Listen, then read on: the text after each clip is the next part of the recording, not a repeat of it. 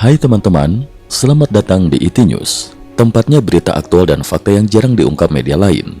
Yuk dukung kami dengan cara subscribe, like, komen, dan share, supaya lebih banyak orang tahu apa yang sebenarnya terjadi.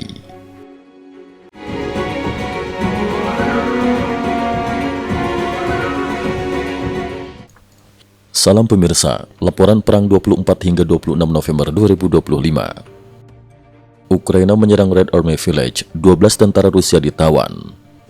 24 November 2025, garis depan perang Rusia-Ukraina kembali berubah setelah operasi malam hari Ukraina di sektor Red Army Village. Menurut laporan Kno Report, pada sekitar 24 November 2025, pasukan khusus Brigade Rubiz melaksanakan operasi gabungan yang direncanakan berhari-hari sebelumnya. Dengan memanfaatkan gelap malam, unit khusus Ukraina menyusup ke daerah yang dikuasai Rusia, melakukan kontak tembak jarak dekat dan menghancurkan pos sementara musuh. Operasi ini berhasil menghentikan laju serangan Rusia, menangkap 12 tentara Rusia hidup-hidup, membawa pulang para tawanan yang kini sedang diinterogasi. Video yang beredar menunjukkan tentara Rusia yang tertawan mulai membuka informasi mengenai posisi, tugas dan rute logistik pasukan mereka. Rusia mencoba mengirim bala bantuan memanfaatkan ladang pertanian dan kegelapan malam, tetapi drone FPV Ukraina menekan seluruh rute pergerakan mereka. Sebelumnya, Brigade ke-7 Ukraina telah membersihkan pusat kota Red Army Village dan memukul Rusia dari sektor terpenting garis pertahanan pertama.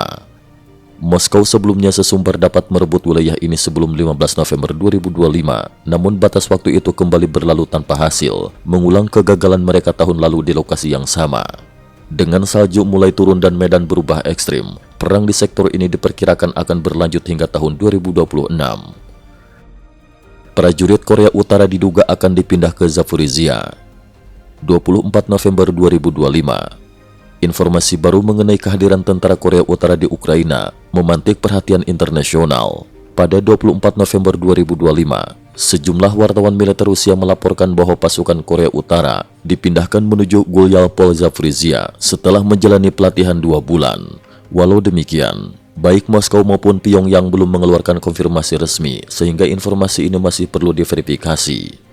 Jika benar, ini akan menjadi kali pertama tentara Korea Utara masuk langsung ke wilayah Ukraina sebagai pasukan tempur. Sejauh ini, personel Korea Utara hanya ditempatkan di wilayah Rusia, khususnya arah Kursk. Sejak 2024, Korea Utara disebut telah mengirim lebih dari 10.000 personel, sekitar 6,5 juta butir amunisi, yang kini disebut mengisi 70% suplai artileri Rusia di garis depan. Pada saat yang sama, garis selatan Rusia mulai runtuh. Dari Kherson hingga Crimea, Ukraina terus menghantam gudang logistik, depot gas bawah tanah, terminal minyak, hingga pabrik industri strategis Rusia. Rudal Ukraina hantam Moskow, 3 bandara ditutup.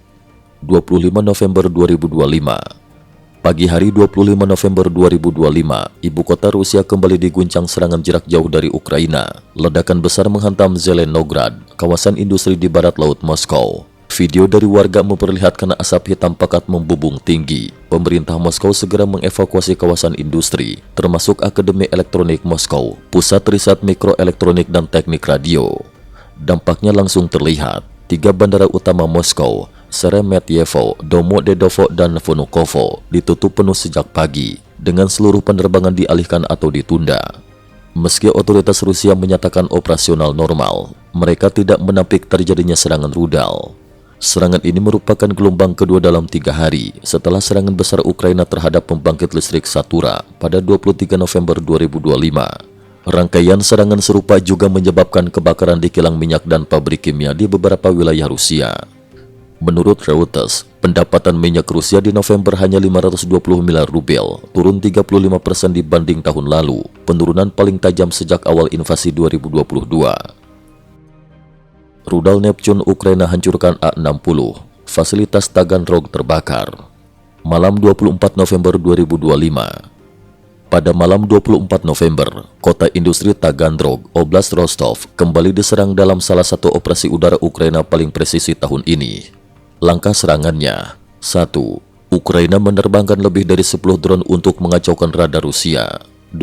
Setelah jalur pertahanan udara terbuka, Ukraina menembakkan rudal jelajah Neptune buatan dalam negeri. 3. Serangan diarahkan ke pangkalan udara Taganrog dan pabrik pesawat Beriev. Citra satelit NASA FIRMS menunjukkan banyak titik api besar di apron dan hanggar pangkalan. Para blogger militer Rusia menyampaikan dugaan paling serius. Salah satu dari dua pesawat laser eksperimental A-60, aset ultra langka berbasis IL-76, kemungkinan hancur total. Rusia belum memberikan pernyataan resmi mengenai kerusakan tersebut. Pada malam yang sama, kelompok sabotase pro-Ukraina membakar kereta listrik di Rostov. Sistem kereta regional mengalami gangguan luas. Di Novorossiysk, rudal pertahanan udara Rusia tersasar dan jatuh di pemukiman warga. Insiden kedua dalam 2 hari. Ukraina hancurkan gudang amunisi raksasa Rusia, satu pukulan yang mengubah perang. 25 November 2025, pukul 03.00. Pada 25 November pukul 03.00, rudal Ukraina menghantam gudang amunisi terbesar Rusia di hutan strategis dekat Red Army Village. Ledakan yang mengikuti serangan itu terdengar hingga puluhan kilometer. Video memperlihatkan bola api raksasa naik ke langit diikuti rentetan ledakan sekunder. Gelombang kejutnya begitu kuat hingga mobil pemadam Rusia terbalik sebelum mencapai lokasi. Gudang ini merupakan pusat suplai artileri untuk sektor Red Army Village, tempat Rusia menumpuk 160.000 personel, ratusan meriam, stok amunisi untuk operasi musim dingin. Ukraina menjalankan serangan dengan metode triple strike. 1. Drone memetakan posisi target dan titik buta pertahanan udara. 2. HIMARS ditembakkan untuk membuka jalan. 3. OTR-21.KU memberikan pukulan terakhir. Hasilnya terlihat dalam hitungan jam. Artileri Rusia di sektor itu turun lebih dari 60%, membuat serangan mereka mendadak melemah. Brigade 81 Ukraina pertahankan Yampil selama 3 hari, gagalkan 10 serangan bertubi-tubi. 22 hingga 24 November 2025, desa kecil Yampil, pintu gerbang alami menuju Sloviansk, menjadi salah satu titik pertempuran paling brutal pada 22 hingga 24 November. Rusia mengerahkan tank T-72, sistem roket BM-21 Grad, ratusan infanteri, puluhan drone kamikaze. Setiap 4 jam, satu gelombang serangan baru tiba. Pertempuran terberat terjadi pada serangan kelima di hari kedua. Komandan Peleton Ukraina, Petro Liuk, menggambarkan situasinya. 12 tank di depan, 200 tentara di belakang. Drone seperti kawanan lalat hitam. Mortir kami sudah panas membara, tapi tak satu pun dari kami mundur. Saat tank Rusia tinggal berjarak 500 meter, tim anti-tank Ukraina merayap keluar dan meluncurkan rudal presisi tinggi, menghancurkan 3 tank. Ketika amunisi menipis, pasukan Ukraina menggunakan senjata yang mereka ambil dari tentara Rusia yang gugur. Setengah pasukan terluka, namun cadangan Brigade 81 tiba pada malam hari dan menstabilkan sektor tersebut. Dengan bantuan drone, artileri Ukraina menghantam titik kumpul Rusia dan memicu pertempuran jarak dekat di parit-parit. Saat matahari terbit, Rusia dipukul mundur, Yampil bertahan. Di tembok parit, para prajurit Ukraina meninggalkan pesan. Ini adalah tanah Ukraina. Cukup sekian dulu, terima kasih atas perhatiannya. IT News juga memiliki channel di platform kancing.com. Mohon kunjungan dan bantu subscribe agar bisa mengikuti perkembangan dunia tanpa batas. Terima kasih.